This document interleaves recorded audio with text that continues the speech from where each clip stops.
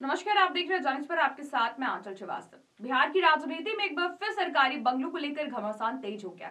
सवाल ये नहीं है कि मंत्रियों विधायकों को सुविधा मिले या नहीं, सवाल ये है कि जब आम जनता महंगाई, बेरोजगारी और आवास की समस्या से जूझ रही है, तब सत्ता के गलियारों में दो दो सरकारी आवास देने का फैसला कितना जायज है। दरअसल मंगलवार को नीतीश कुमार की अध्यक्षता में हुई बिहार कैबिनेट की बैठक में एक अहम प्रस्ताव को मंजूरी दी गई।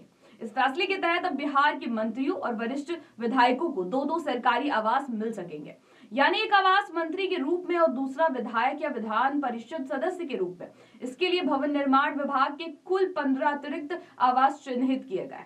सरकार का कहना है कि कई मंत्री ऐसे होते हैं जो विधायक भी होते हैं। ऐसे में उन्हें अपने विधानसभा क्षेत्र से जुड़ी बैठकों, जनसुनवाई और राजनीतिक गतिविधियों के लिए विधायक आवास की आवश्यकता पड़ती है। इसी तर्क के आधार पर यह निर्णय लिया गया है कि मंत्री पद संभालने के बाद भी विधायक आवास छोड़ा जाना अनिवार्य नहीं होगा। इतना ही नहीं, जो वरिष्ठ विधायक या विधान परिषद सदस्य मंत्री नहीं है, उन्हें भी दो आवास देने का रास्ता खोल दिया गया है। इनमें से एक आवास विधान मंडल पूल से और दूसरा केंद्रीय पूल से दिया जाएगा। हालांकि सरकार ये भी कह रही है कि दूसरे आवास के लिए किराया लिया जाएगा, जो करीब 1700 रुपए प्रति माह तय किया गया है। लेकिन यहीं से विवाद शुरू हो जाता है। विपक्ष का कहना है कि जिन बंगलों का बाजार किराया 3 से 3.5 लाख रुपए महीना है, उन्हें महज 1700 रुपए में देना आम जनता के साथ अन्याय है। राष्ट्रीय जनता दल के प्रवक्ता एजे यादव ने नीतीश कुमार पर तीखा हमला बोलते हुए कहा है कि मुख्यमंत्री अब स्वतंत्र निर्णय नहीं ले पा रहे। उनके शब्द में, नीतीश कुमार अब मदारियों के हाथ नाच रहे हैं। बीजेपी जो चाहती है वही उनसे करवा रही है।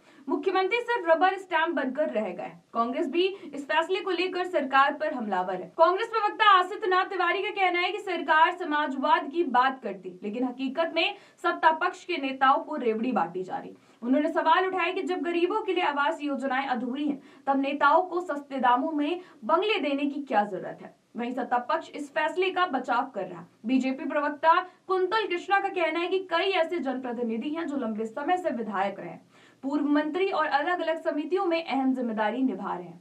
उनके अनुसार कामकाज की जरूरतों को देखते हुए बड़े और अतिरिक्त आवास की व्यवस्था की गई है और इसके बदले किराया भी लिया जाएगा। बीजेपी इसे जनता के हित में लिया गया व्यवहारिक निर्णय बता रही है। हालांकि बिहार में सरकारी बंगलों को लेकर विवाद कोई नई बात नहीं है। इससे पहले भी पूर्व मंत्रियों और विधायकों द्वारा आवास खाली न करने को लेकर कई बार सियासी तूफान उठ चुका है। अब एक बार फिर यह मुद्दा राजनीतिक बहस का केंद्र बन गया है।